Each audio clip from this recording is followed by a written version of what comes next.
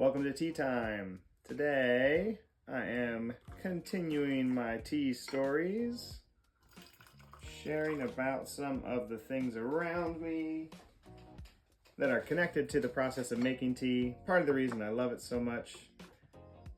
And today I'm actually talking about this, or where I got this. This is my favorite Gaiwan. I've had it for more than 10 years now. I love this thing. Hopefully you can see some of the details there. But I got this Gaiwan while I was living in China. I was teaching at a university there, which was a dream job for me. It was fantastic. And every day, pretty much, I would go out looking for a different tea shop. This is when I was just learning about tea. I was reading books on it every day, just kind of taking in everything I could. Today I'm having a Yiwu Pu'er. If you know anything about Pu'er, you know that Yiwu's special. And this one is connected to my story. I'll get to that later. Yeah, so I was going to different tea shops every day pretty much, just looking for interesting things, kind of taking it all in, practicing my Chinese, trying to learn, and came across a shop that had this in the window. And I went inside, kind of looked around. There isn't much like bartering or haggling to be done in tea shops, so just kind of like looking around, seeing what I was looking into or like what was interesting there. But just kept coming back to this piece here. This Gaiwan, just the blue mountains, the way it has clay on the inside and the enamel glaze on the outside. I just really like it still. But I noticed that the tea shop owner was a really young guy, about my age, a little bit younger actually, and he was just like there by himself. And I was one of a few foreigners in the city I was actually in, so it was kind of always a little bit much. Every time I would go into a place, I'd get a lot of attention.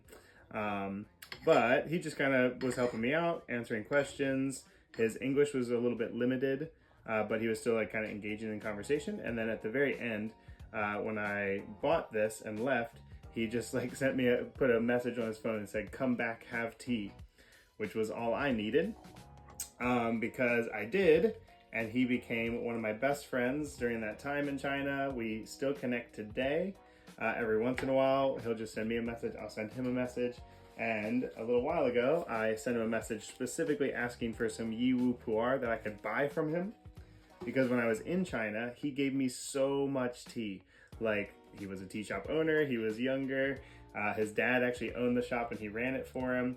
So we just had a lot of fun exploring tea, like serving some of his businessman clients who would come through regularly and buy really expensive teas, and they would share it with me. And so that's where I got to learn about Pu'er tea specifically. Oh, that's amazing. And all of the different ways to make it and kind of prepare it. Yeah, and so this guy, I ended up just calling him Joe for like years and years and years. It's actually his surname was Joe in Chinese. But to this day, when I talk about him, I still just say like Joe's Tea Shop, which is not the name of the tea shop at all, just part of how I knew it, and it became my second home when I was in China, where I would do lesson planning and grading, and then got to have a lot of really good tea. So I didn't even get to drinking any of this yet, but gonna have a really good session today with this Pu'er tea that's gonna last a really long time. And similar to the memories of my tea table, which I shared in the last tea stories, just having a tea like this in this Gaiwan that's connected to kind of the start of my tea journey of learning about tea, just brings up a lot of good memories. So we'll be enjoying tea and some good thoughts. Hope you have some tea today. Bye for now.